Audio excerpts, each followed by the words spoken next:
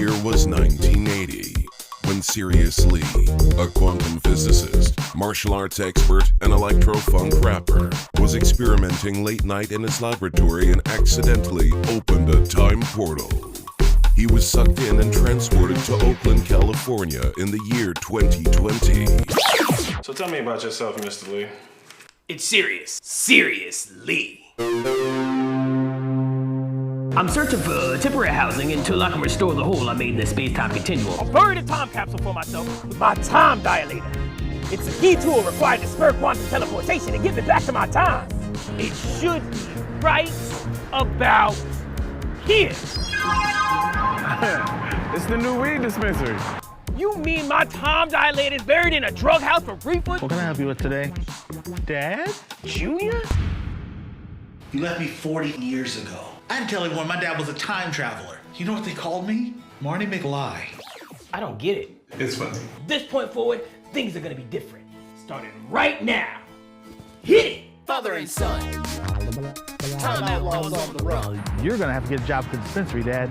You look like a love child between Mr. T and Richard Simmons. Remember, you're gonna have to act normal. I'm a black man in my 30s from the year 1980s. I'm in the prime of my life, just like O.J. Simpson. You wouldn't tell him not to be a lady killer, now would you? Whoa! What? Seriously. More like predictably. Good one, Gloria. We're in a predestination paradise. Exactly. In a what? You know, basically the plot of the Terminator, Back to the Future, and every other time travel science fiction movie. No time to waste, gang. Follow me. This is Sirius Lee, the Problematic Time Transplant.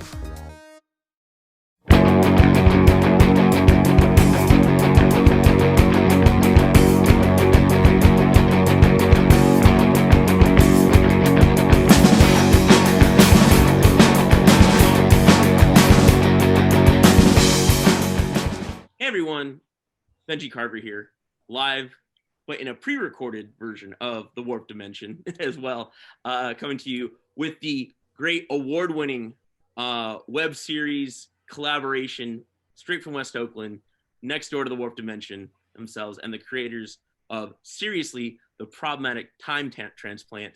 And I give a pleased big welcome to Theo Hollingsworth, creator and star and director of Fox Naki as well. So thank you so much, y'all, for coming out to, I just fell in love with Sirius Lee. I am just so excited that y'all are here in the Warp Dimension. And I even hope maybe Sirius maybe was going to show up at one point. but yeah, so let's get started. Theo and Fox, it's a fascinating collaboration you have here. Theo, we talked a little bit in the festival on it, but where did Sirius Lee kind of start out from, and collaborating with your director Fox as well? And just... Yeah. So Sirius Lee started out as like an idea for like a comic book series that I wanted to do years ago. And I just kind of like, I didn't have really like any of the artistic chops to do that. And then I kind of was like itching to get back into doing some more creative comedic stuff about a year and a half ago. And then the idea came back to me. And yeah, I mean, I wanted to, like, I think I had recently saw like this movie on Netflix. It was like marketed as like the Black Back to the Future. And I used to always have this like dream, like that I was like, one day I'm going to direct Black to the Future. Like I wanted it to be like this like modern day take on Back to the Future, where like Marty McFly like grew up in like the hood in Brooklyn, and like he like, you know, his dad was like at the like forefront of like the hip hop movement, and like he'd go back in time, and like it would be just like a Black version of Back to the Future. And so whenever I heard about this movie on Netflix called like it's called See You Yesterday, but it was marketed as like Black to the Future, I was like, oh, I want to check this out, you know, like I guess there goes my chance to do my Black to the Future. And it was like, I mean, it had Michael J. Fox in it. And he was like, he had a little cameo in it, but like the whole story is about this Black girl. She like goes back to like save her brother from getting murdered by the cops. And it's just like really heavy and kind of dark. And I was like, damn, like I appreciate this movie, but this is not like It's not Back to the Future, like, because it's not like a fun, like, adventure comedy, like sci-fi, kind of thing. It's like just a little bit like darker. And I was like, kind of just jaded, like, man, I guess like black versions of things are always like rooted in like black pain. And so I was like, man, like I want to do, maybe I don't have the rights to do Black to the Future, but like I still want to do like a time travel comedy piece that's like really focused on like, black culture and stuff. And so yeah, I remembered Sirius Lee, but I also didn't have the budget to do like a period piece. Like, let's go back to the 80s. So I was like, okay, like what can I do on a budget myself? And I was like, all right, let me just bring one character, Sirius Lee, who's like this 80s archetype, and bring him to modern day Oakland, right? And so that seemed doable. And so like Fox and I have been working together, and I knew that like I wanted to star at this as this character, and I wrote it, and I knew I could bring all the pieces together, but I just knew that it wasn't going to be able to like artistically hit my vision if I'm worried about acting. I can't look at like the monitor and be acting and make sure I'm staying in character. So I wanted to bring somebody that I trust, and also had like, some energy and some excitement about the project. So I talked to Fox about it, and Fox was down to be my director. And so Fox kind of take the lead off of that, kind of coming in with Sirius Lee. Yeah, so I mean, Theo and I worked together on a lot of projects. Even before Sirius Lee, we would hire each other as freelancers. We were working full time together. We're also just kind of hanging out as friends. So it's like, Theo's like, I at a certain point, I was kind of seeing Theo probably more than anyone else in my life, probably including my own partner that I live with. And so we have like a really good relationship. Theo's like my best friend. And so I remember him telling me about the project. At the time we were both working together at this film studio. Theo still works there, I no longer work there, but we were teaching young artists of color in San Francisco, how to be media producers and filmmakers. And so he kind of started telling me about it. We realized that, we have all the resources that we needed as far as talent goes, equipment goes, in order to pull this off. I feel like, to be honest, Theo could have had any idea and I would have been down to rock with it. And luckily it was a good idea. So it was like really fun to jump on board with it. And then, yeah, it was, we were working together, like meeting every week. Theo's really diligent about scheduling things, and he just pulled in a really great team. And yeah, we're kind of workshopping some stuff. And I think, like Theo said, it's, I was brought in to really help kind of alleviate a lot of the workload of directing and allow Theo to be in character and be Sirius Lee. But even that, it's really kind of underplaying how much Theo really played a role in this, because he's starring in it, he wrote it, but there's also, all the music, original music that Theo produced through the whole thing. There's like, bringing all the people together. There's so much that went into it. But I think because I know how Theo works and Theo knows how I work, it was really seamless to kind of just work together on this project. Yeah, I think y'all touched on some amazing topics that I can need to break it down now a little further. First of all, a Black to the Future should happen, and at some point, regardless. I mean, you have Sirius Lee, which one of my favorite movies growing up was Last Dragon, and this is what reminded me so much of, and Big Trouble in Little China, which I know can be problematic, but I think it's a perfect hidden film where Jack Burton's not the star. It's the several other characters and stuff like that. So that's what I kind of really fell in love with the show. And yeah, I think coming from that is that the film that you mentioned, I saw half of it. What was the film again? The time traveler one that was in See You Yesterday. See You Yesterday. That was when it was a couple of years ago. I know it came out. I thought it was a great premise. But yeah, there's this big question. A lot of I used to work for Amoeba Records, and I used to run their martial arts and cult section. And my friend Amber, who ran the Black Cinema section, always talked about this as, I'm tired of seeing Black Pain movies, or it's always dirty and grimy and stuff like that. I love them. And they're like, yeah, I was like, what happened to Strictly Business? What happened to these other movies that were on that realm? And just sort of like, but when I loved about Sirius Lee, I like touched on a little bit in the festival, is how you handled those like the OJ, the Cosby stuff just made me like laugh so loud, where it's like, yeah, like this is how we can handle this, come together, heal the pain, maybe even a little bit on that. So so thank you for that. How did you go about with tone? Because there's definitely, you're playing in that realm, especially with Oakland, where it is at and stuff like that. Well, I mean, so with tone, I guess having peers come in through the process and check me. I think that there was like, honestly, there was like a problematic few episodes I had where I had wrote in this gay character, and then like I went to cast, and like one of the people that I was gonna select was like, honestly, I don't know if I can do this. I don't really necessarily feel comfortable with this role, and it makes light of I guess gay people in a sense. Like it was supposed to be kind of tongue in cheek because obviously this relic character from the 80s has like kind of a misconception of homosexuality, but like in doing that and knowing, like, even though like, okay, this character is problematic and their view of homosexuality is problematic, we know that, but like it wouldn't be conveyed properly. So having like folks be able to like give outsider perspectives. I mean, I've talked about this in the past too. It's like I'm not the best at necessarily writing women characters or white characters.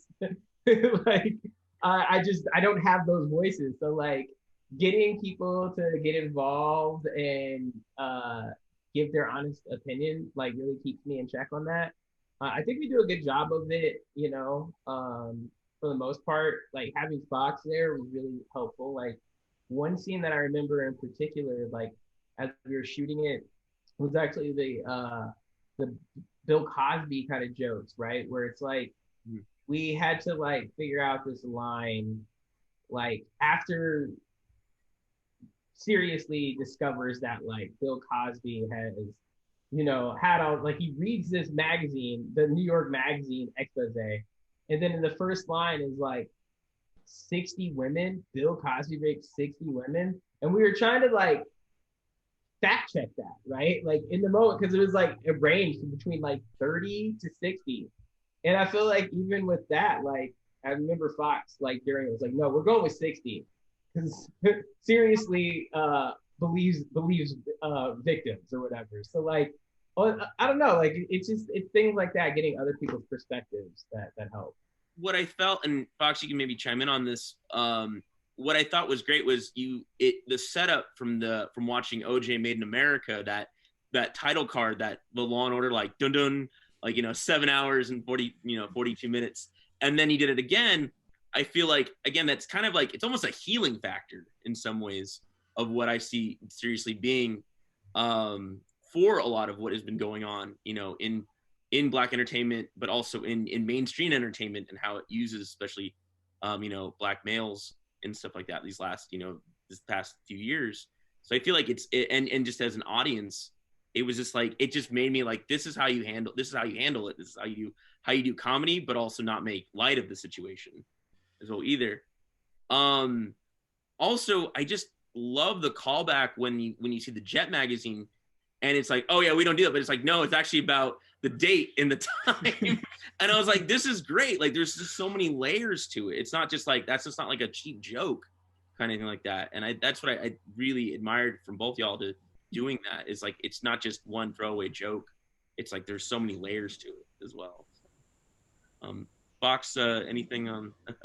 Yeah, I mean, I guess really with Sirius Lee, it's so nice because the premise is really a fish out of water type character, right? And so because he's coming from the past and now being in like modern times, a lot of the things he says are problematic, and they're funny because he's ignorant, and we can recognize that. And it's like, I think in certain ways you can make certain jokes that you probably wouldn't with a normal character in today's time, because you understand that he's coming from a more antiquated view of society. But at the same time, I think Theo did a really good job of writing Sirius's character arc is not just being somebody that kind of comes from the past and is just like offending everyone left and right. His character arc really is, acclimating and learning and, you know, learning what he can from the future. And that really helps him like as a character. And yeah, kind of like you just said, it's all the jokes that are in there, you know, it's tied into something else. It's not just a one-off joke. Usually it has some reference to something that's either like a current event or, you know, sometimes they're really obscure movie references. Actually, it's funny that you mentioned The Last Dragon, because when we were kind of doing some research for this film, we were watching, you know, different blaxploitation films, different martial arts movies, different time travel movies. And Theo at a certain point was like, you've got to check out Last Dragon. They're doing like exactly like they're hitting the vibes we're trying to go for. And so I checked it out and yeah, it was so good. And when we created the storyboard, you know, originally I tried drawing it with like hand sketches, but I'm a terrible artist. So they were all stick figures. It was like really sad. And so what I ended up doing was a trick that I learned from Theo, which is taking screen grabs from movies and just being like, okay, great. This is a medium shot. This line is going to be a wide shot. And Last Dragon was the film that we pulled the screen grabs from for that. And then, you know, certain other shots will be paying homage to Back to the Future or other films that inspired this. But yeah, there's like a lot of deep cuts we hit throughout this. Yeah. Something I wanted to show you y'all real quick. I just found this at Amoeba. One of my favorite movies of all time. Sorry for the odd thing is, have you ever seen Hell Up in Harlem? No. Okay. Is this the 70s? It's a sequel to Black Caesar. Okay. Have you seen Black Caesar at all? With Fred, it's essentially the blaxploitation remake of Little Caesar, the okay. Caesar film. No, man. It is unhinged because they shot it all in New York with no permits. Yeah. I would love to have like a watch party with y'all and watch this. Yeah. Oh man. Yeah, I just queued it up. Sirius in a lot of ways reminds me of Fred Williamson and what he's been going through right now. And so as you can look it up, what's been going on with Fred. But yeah, I think it's something that what I think is great is that fish out of water, or as you said, as a fish out of Lake Merritt kind of concept. When he caught that shot of the pond, and I'll put this down. So the thing is yeah, I think that's a great concept. And then it's like it's a learning process, but it's learning not like hitting it on the head, but it's really like you care for these characters as you go along, especially for his roommate Craig. When he says like I don't have no PTO hours, I'm just like, oh, he worked for Bezos. Because I worked for Bezos just recently, so it's like just left that world, and I hope I never go back to it. So I was just like, I really just felt for that character so much. Yeah, I'm as I've been having more and more screenings. His name's James. His roommate's name is James. I call him Craig because Sirius calls him Craig. So. Oh yeah. Because Craigslist. Yeah. He's fine. So he goes like, Sirius is like, what does he say? He's like, I was at the nearest library and this pretty young thing there hooked me up with this guy named Craig. And then he goes, Craigslist. He found me on Craigslist. That's that joke on joke. Yeah, it's like his name is really James, but I was just like, no, Craig. Like, But yeah, this character James has been like a fan favorite. I'm seeing more and more now because I think he's most representative of the audience member, I think. And I've gotten feedback that he's just so Oakland. Like everything that he's saying is just like very. Yeah, I mean, because he's like just I really like this character because of the juxtaposition. Like, I feel like Sirius, thinks that he's like dope shit, and he's like bigger than life, and like, you kind of I feel like everybody else that is around him is like mesmerized by like the time travel and the martial arts and the rapping, but like this character James is so unimpressed with any of that. Like he's just like, I don't like get me my rent on time, and I like, what I mean, and give me free weed if you can, but all this other stuff I don't really care about. I don't care if you're magically breaking in a song. Like that stuff is annoying to me. Like I really like kind of having that juxtaposition because Sirius is like out here, and I love to have this character James just like grounded and just like bring us back to like the real world a bit. You know, it's definitely that's funny. And again, it is like how far and outrageous you go with the time continuum and stuff like that. You bring it back to like the center. It's a father and son story. It's also a healing of husband and wife. It is what you kind of touch on, and I see that's probably going to be a lot more in your second season, probably. Because I mean, it's pretty dark what he says. You know, what Junior says. You know, like my mom died in a mental institution, and it's like, whoa! It's like that's it's and then of course Gloria shows up in that, and so I just was like, man, like there's just. It just makes me so happy because there's just like, especially in times like this, it's just like, man, it can get pretty dark in life. And I'm just like, this movie, this show just puts a smile and just makes me like, and also being from the Bay Area, having this audience, having the James, AKA Craig, be represented there, throughout and the changes of it. It was something, Theo, you are from Michigan originally, correct? Yeah, I'm from Michigan. So you are the problematic transplant.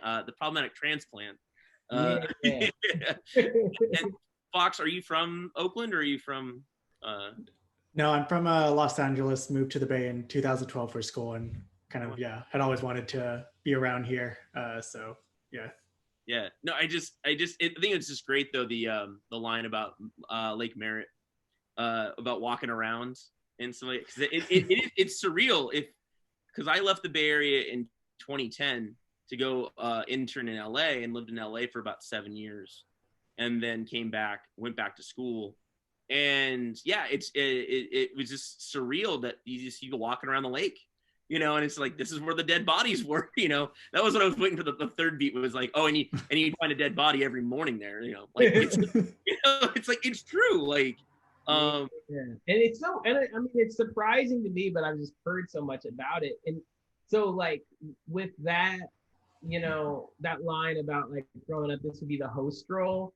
I don't think necessarily, like, I know that the International Boulevard is like what folks in Oakland call the host role. So I just kind of like, I love that. I just think that's kind of a hilarious ass like term, host role. So I just like kind of put that on Lake Merritt. But also just like, I mean, even though I'm not from here, my dad used to watch this movie called The Mac. He had it on VHS. And I found out like later after I'd been watching that for years, I was like, oh no, that was shot like in and around Oakland. So I think my like kind of first perceptions, and when I told people like I'm moving to the Bay Area, but in actuality I'm moving to Oakland, they were like, oh, that's dangerous and da. But I've only ever seen the perception of like Lake Merritt, like being beautiful and stuff. So it was like kind of like a call back to like a time I hadn't really seen out here, but knew was like very prevalent, which was like the pimp and prostitute kind of scene. And I wanted to definitely draw that in. It's interesting. I didn't grow up in Oakland. I grew up in the South Bay, so I have this weird sort of bipolar mind of like city life, but yet I lived in the country kind of thing. If you ever go down to like south of San Jose, Silicon Valley area, it's like this hybrid. But I was when I graduated high school, I didn't know what I was going to be doing, so I moved to Hayward of all places and San Leandro, and I got when I was like 18 and got really quickly apt to like East 14th Street and stuff like that. And so it was, and then even in that small window of change, I was it's and Hayward itself is its own story. Like that's where the center of jazz was, in the 1940s and 50s in the Bay Area.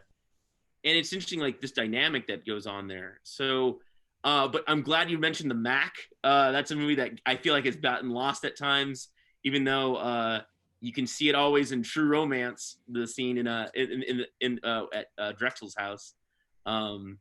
Is True Romance based in the Bay too? So no, it's not. It's actually based in Detroit. The beginning of the first the movie. And there's the you remember the Gary Oldman character who's the gangster white boy? Yeah. He's watching The Mac. And he's like, you don't know what that movie is, do you, kid? And it's like this Tarantino moment. Like, okay. See, I'm just tripping. That was like a double fail. Not being from Detroit and not realizing that True Romance was Detroit, and then thinking that it might have been shot in Oakland. I'm like, True Match is strange because like all like the like if you remember the movie, not to sidetrack, like the theater that they meet in is a very famous LA theater, but they put like fake snow on the ground and fog and everything like that. So it's just like they shot it all over the place. But yeah, not to confuse you on that, but that was when I first heard about the Mac, and then I knew these guys up in Portland to do Grindhouse films, and like you got to see the Mac, and so that was one of my like introductions. But yeah, definitely. Thanks for the callback on that. Yeah. We're putting, yeah, that's the funny thing is like, Fox, are you a 90s baby or are you like late 80s baby? I'm 1990, so I'm like right at the cusp. Right. So the secret to this production, the Sirius Lee production is like, I feel like I'm like the second oldest person on the whole production crew. I was born in like 87, so I'm like very right at the tail end of the 80s. Our director's a 90s baby. And so like the only like our music producer, his name is Dave Marks. He helped me to like make all the beats and stuff for the song. He's a 90s baby too. I even actually like, he told me whenever we first meet to go over some songs, he's like, yeah, I did some like Googling of like electro funk, hip hop so I could get the style in. It was like, yo, like this whole team that's like kind of like in charge of artistically recreating the 80s is like very much not from that time period. Like, yeah, and we're like the oldest ones too, so everyone else is like much more into the 90s than we are. Yeah, I kept getting recommendations and having to shut them down. I was like, that's a 90s thing. It's funny, the fish out of water story started in the late 80s more and went into the 90s quite a bit, that genre. I mean, there's little sprinkles of it throughout, but that really hit in the early 90s as like a Encino Man, Brother from Another Planet, you know, stuff like that. Yeah, and so that's my thing is anytime that there's something that's like a little bit, because this character is supposed to be from 1980 specifically. Yeah. So if there's anything that's like a little bit later than what he is, my explanation is that like Sirius is a freaking trendsetter. So like he was just the first one doing it, and then y'all ended up stealing his ideas later, you know? You're doing it the right way, like as Spike says when you see Back to the Future with Marty McFly on the guitar, and he's like, wait a minute, a white kid invented rock and roll, you know, kind of like that. And it's like, you know, it's like, so it's the right Marvin Berry way to do it. So right. So it's like, no, it's true. It's like, I feel like it's funny that you why 1980 though? Because it could be, because it's something right there is, to me, it's like Sirius didn't grow up with or doesn't know who Ronald Reagan is as the president. He just knows the Governor Reagan kind of character, which is a big influence, I feel like, throughout, especially with CIA, Iran Contra, crack cocaine. And so it's just sort of like, it's interesting on that level, like why 1980, not 84 or 87? Kind of like that. So yeah, I mean, so I went back and forth. Honestly, I think the simple answer is I just wanted to be clean. I knew when I started writing this, I was like, forced myself. I was like, I'm gonna put this out in 2020. I had no clue what 2020 would mean historically from this point forward, but yeah, I was like, yo, it'll be great if it's nice, clean 40 years. So like 1980 to 2020, like I love that, you know? And yeah, I mean, it gives them more of a purview on so many things, you know, like you just get to be ahead of so much. I think a line that like a lot of people won't get that I put in there is like, you know, Junior, his son is like, Dad, do you remember Al Sharpton? Right? And whenever Sirius thinks about Al Sharpton, he's like, you mean that fat boy that was James Brown's tour manager? And that's like a deep cut line like that. I don't think unless you're an 80s or a 70s person, you'll get, because it's like, we know Al Sharpton as being like a civil rights activist and like running for president, but like in 1980, literally like his biggest like claim to fame was the fact that he was like the tour manager for James Brown, you know, like, so I don't know. I think it just gives it more like it takes him back further so he gets even a different perspective, because it's just obvious to be like, oh yeah, he came up with like Donald Trump so he can talk about Donald Trump or whatever, but like it's even further than that, like we think about the mid 80s when we think about the 80s, but nah, like this is a guy, whenever you say Bill Cosby, not only like he's got a perception of Bill Cosby, but that isn't even America's dad's perception, right? When he finds out about Bill Cosby, he's like, he raped 60 women and he had a TV sitcom? Because like, of course, like he didn't even get to see the Cosby Show. You know what I mean? So it gave him a little bit more perspective on stuff. So I'm happy. It's interesting is like how you wrote these beats, because it's something I kind of say about Adam Sandler movies right now is that there are these beats that's a funny joke, that's a fun joke, and then it's like a bad throwaway joke to top that off, kind of like that.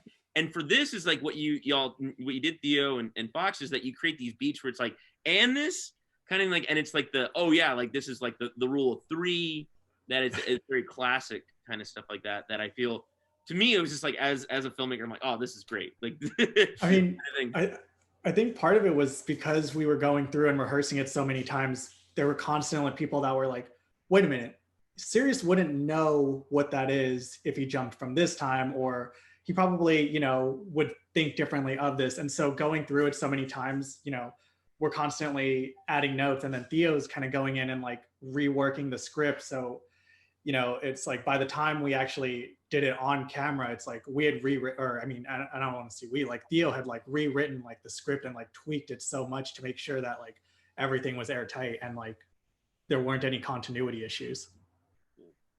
I think it's something, one line though, I always feel like, oh, what? That's not a diss. Is you look like a love child between Richard Simmons and Mr. T. And I was like, but Richard Simmons was pretty woke, actually. Like, he was against fat shaming. Welcome. I mean, like all these things that we have issues with them. Like Richard actually did a lot of. He was very helpful, even though what he was behind the scenes is something else. I don't know, but you know, it's just like I was like, and then Mr. T, of course. I love DC Cab. I feel Sirius is that child though. If you've seen, have y'all seen DC Cab at all? I have not seen DC Cab. What is this? Oh, so the Warped Dimension, or Another Hole in the Head, we actually had a free screening of it, and we were trying to pick a 4th of July movie, and it's the perfect 4th of July movie.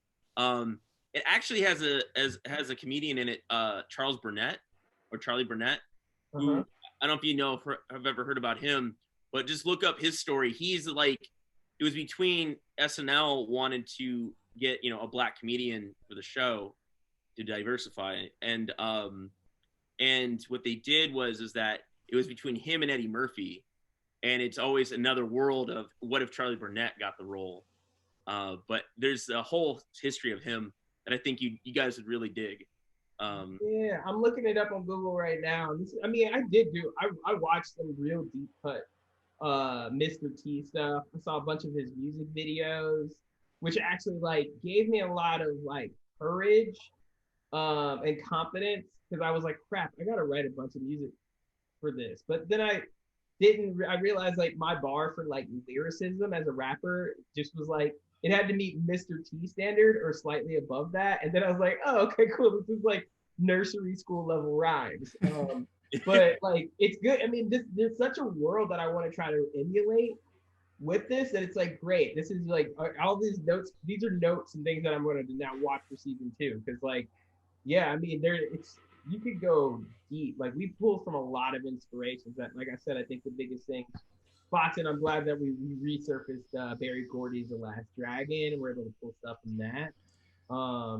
But like, yeah, now I'm about to get into DC Cab, because he's a great character, and I don't think that it was a dig on the characters, but I think that if you merge Mr. T and Richard Simmons, like, stylistically, that's what like he looks like, which I don't know. It's like I always was like, I don't even know if his costumes are gonna be that funny in 2020, because like the hairstyle I have, a lot of dudes wear that high top now. You know what I mean? Some of the experimental clothes, you can see a rapper wearing that stuff now. So it's kind of like, is it even gonna be that like jarring to the viewer? Well, it's funny because I don't know if maybe this was coincidental, but when the crossover was like a love child between Mr. T and Richard Simmons, I interpreted that joke as being like Mr. T, who this character is like heavily based on, and Richard Simmons, who like, I think he went missing or something at a certain point, right? And so I was like, oh, it's like, yeah. So I was like, oh, okay. So yeah, it's like as if Mr. T went missing. Like that's like serious. I mean, the big question is, where is Mr. T after 1-800-COLLECT? You know, he's around. He's still around. You know, somewhere. Yeah. Did you ever make a decision to wear more gold or less gold? Because that's definitely like Mr. T's gold is very, yeah. I mean, yeah. I mean, I think that was more of a costume, like budgetary thing. I had different iterations of them. If you look closely throughout like the series, you'll see some slight wardrobe changes. I didn't want to go with the big like chains like Mr. T. I think it would have been just too close for, you know, like I wanted to emulate this character. I also didn't go with just a mohawk. But I did want to have some type of like elements to it. So I had the character, basically I wanted him to have rings the entire time. So I got some like little cheap rings. I wanted him to have like an earring, it's like a feather. It's like a dangly feather earring. So I have him wear that a lot. And then I went from like, I had a different necklace. It was like this stone, which I thought like, I don't know, like this character, I feel like he's like kind of this mix of like quantum physics, like science, like real science, but also like astrology and more just kind of like spiritual like things. So I had him wear stones, but then that changed.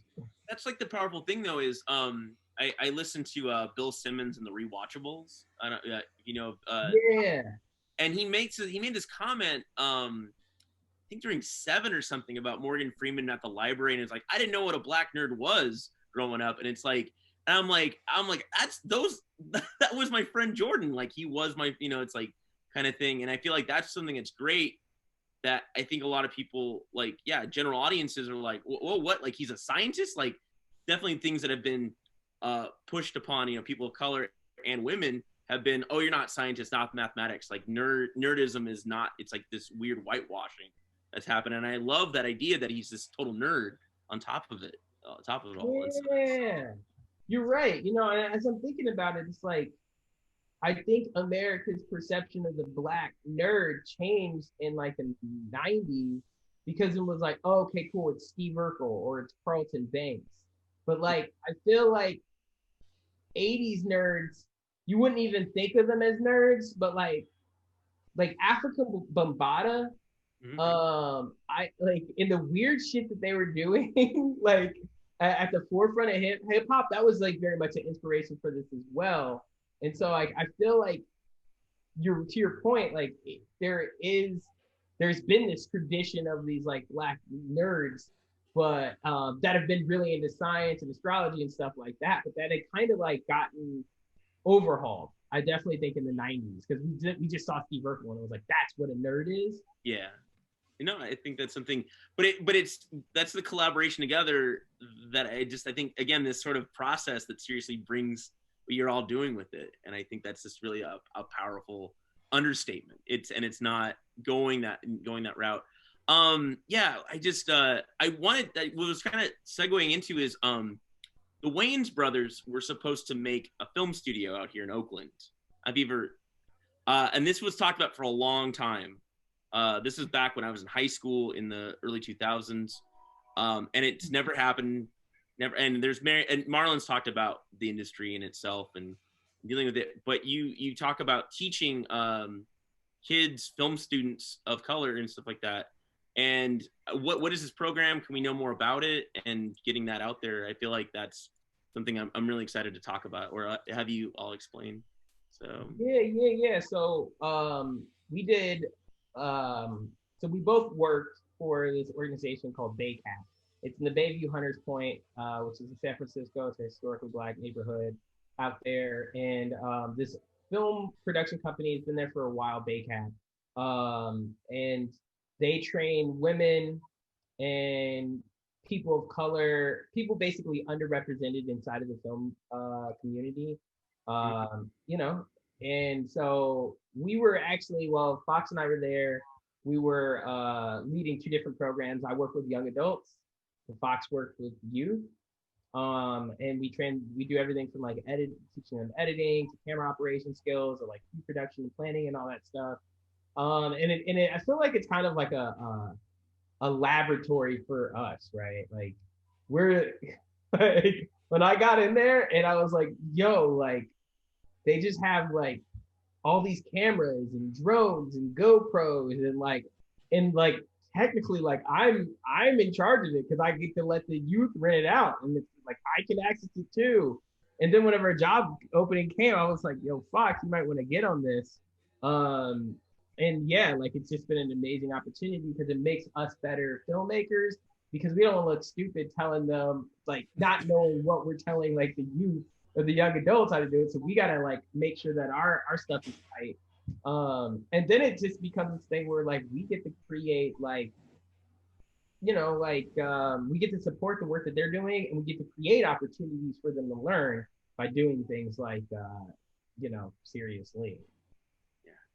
That's awesome. Fox, working with that as a production, because that's great representation behind the screen kind of thing which is like a real important thing, especially being a Bay Area filmmaker kind of thing.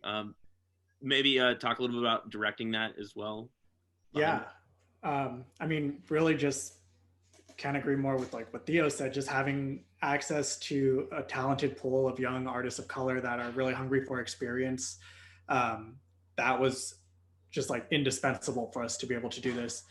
I think another part of it, at least for me, was like I grew up in like the LA punk scene, and so like the DIY like work ethic is like very much a part of who I am. And you know, I feel like when we're demanding that movies and TV shows and things become more diverse, I'm much more in favor of going out and doing it ourselves rather than waiting for Hollywood or someone else to like allow us to exist in those spaces. And so I feel like this series was a really great example of it because yeah, everyone was like, it was an extremely diverse like group of young artists of color. I mean, everyone just had different like experiences that they brought into the table or brought into it. Yeah, I don't know. It was, I just feel like we were incredibly lucky. I think had it not been for, you know, being in touch with like Baycat and having access to so many young, talented people and also being able to teach them, I'm curious how this would have gone through. And I think it's great. Being from LA, do you know of the program Create Now at all? Or I've heard of it, but I haven't like really done work with them or anything like that. Yeah, I did a summer internship with them, working with at-risk youth. We were just been out of juvenile hall at a boys ranch, and I showed them movies, and it was interesting. It was a very like exciting. It got me back into wanting to be a teacher, so that's what I went back to school for. But yeah, it was kind of cool. I like the program where you kind of made up your own format, and then you worked with the kids, and you kind of that was your pitch. My other friend did a jazz class as well, the history of jazz with students. So you kind of have to figure out like how is it accessible in bites, because you can get pretty heavy as a filmmaker. But relating to, you know, these kids, you know, especially of being disenfranchised and whatnot. And I think that's really exciting to hear something about Baycats, which I did not know about. Like I mentioned, I was really excited for years about the Wayans brothers, studio that I guess did not. I don't know what happened to it. It was supposed to be in, you know, on near the docks, from what I've heard over the years, and I think that's great. We're gonna hit them up. I'm gonna try to figure it out because like Marlon Wayans went to Howard University. That's where I graduated. Oh, okay, cool. And then like I'm not sure if you're familiar with Robert Townsend, but you know the Wayans have worked a lot with Robert Townsend as well. Oh, Meteor Man, yeah. So like that was like crazy. Actually, it feels like a lifetime ago, but it was just in February. He came out here and he did a speaking engagement in Berkeley. And so I came up there and was like, yo, like, I'm about to come out with this series, Sirius Lee, should be on your radar, like, and yeah, I basically kind of like stalked him. I was like, yo, like, you need to watch this, and hopefully, I don't know, like, hopefully one day it gets across his desk and it resonates with him, because it seems like the Wayans brothers, Robert Townsend, like that kind of is like the lane of comedy that I think that this falls into as well. Like in Meteor Man, like that's great. First off, I gotta say, well, I should have said it earlier, but like your whole room, I need to shoot inside of your room because this backdrop is like, like this. That's seriously like room right there. You have the Breakfast Club poster in the background. It's like, a punk come out of nowhere. Like you didn't have to reach very far at all to show me a Meteor Man like playing card. Like who has that? I thought it was a fake like Zoom background until he started pulling stuff out of it. Right. Like that is nuts. Like, here, but I thought in honor of Sirius Lee, I played Beverly Hills Cop 2. It's my favorite Beverly Hills Cop. God, yeah, man. Old problematic movie, but I love it. So need to have you be a consultant on this next season. Yeah. Got it. I mean, so something I'm really excited for is your rooftop screening. I've still debated whether I should go outside of the Warped Tour, during this time, but I thought, so hopefully I will make it out. This episode will be out after the, but I'm really excited that you're able to do this. So. Yeah, I mean, and we're definitely playing it safe. It's gonna be a socially distanced event, and thermometers and limited capacity, so like it'll be like a small group, but yeah, I mean, I wanted to try to do something on my own. Like obviously, like it's awesome to get into film festivals and get love that way, but I wanted to just be able to control the narrative a little bit more, and just thank people for coming out and supporting. So I'm excited to be kicking that off this Friday, and actually, now that you guys reminded me of it, I'm like, shoot, maybe Robert Townsend's in Berkeley again. I got to shoot him at. So fingers crossed. No, I can't. I'll tell you something after I'm recording because I don't want to. Oh, okay. I can't reveal this, but I'll tell you something about. Just to kind of on the note, season 2, when is it happening, or where can we also see Sirius Lee, the Problematic Time Transplant out there? I'll probably wrap it up about right here. I can't even talk right now. So where can we see coming in November and December, Sirius Lee, and then season 2 talks a little bit? Would you want to talk a little bit about that, Theo or Fox? I mean, I would say, first of all, make sure you're following Sirius Lee on Instagram and the email newsletter, because I'm pretty sure that's where we're going to be doing, exclusive updates, and, we're not going to be spamming your inbox. So just make sure you sign up for that. But yeah, I mean, we talked a little bit about how we'd have callbacks to earlier in the season. We were also, as we're going through rehearsal for season 1, being like, oh, maybe this could be something that doesn't pay out until season 2. We'll just slowly plant these little seeds that are, future plot points. So if you enjoyed that about season 1, I think you're really going to like season 2. Yeah. And then, so right now, like I had always said I got to drop this online in 2020, and now like we're approaching the end of 2020. Yeah. So I think my plan is I'm wrapping up my first theatrical run here in the next month or so, and the plan has to be to get it online the first season. I want it to be available across as many platforms as possible. So you'll definitely see links for it on our Instagram, on our Facebook. Probably have a YouTube channel. I'm in talks to figure out how I can get it on Amazon Prime. And some other outlets. So yeah, please follow us on Seriously at Seriously_series for that. And then like, I don't know, like it's real hard planning around a pandemic and all that stuff. I've definitely gotten fatter during quarantine too, so I have to like get into the gym now if I want to get back to Sirius Lee. Like body that worked out before you did it, Sirius. Yeah. Yeah, I quit the veganism and stuff, but no, but I do want to, like, I'm hoping that, like, I just feel like writing season 2 is we're still in the process with the bit, but I want to get more music videos out here. Those are so fun, and I feel like capacity wise, like that's something that I think even with a smaller crew, we could get some new music content out. So I'm hoping in early 2021 we get to drop some new visuals for you.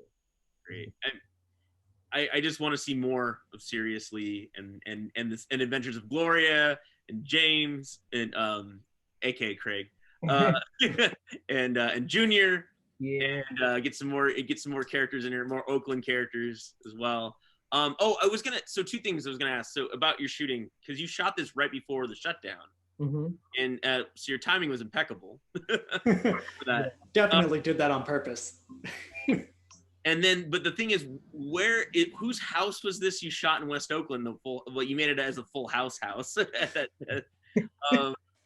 Was this a friend's house? How did you get this location, or can you talk about that at all? Yeah, how did you get this location? Yeah, well, as you can see, I can't really turn my monitor on too much. This is actually Sirius Lee's bedroom right here that I'm in. It's just been flipped now.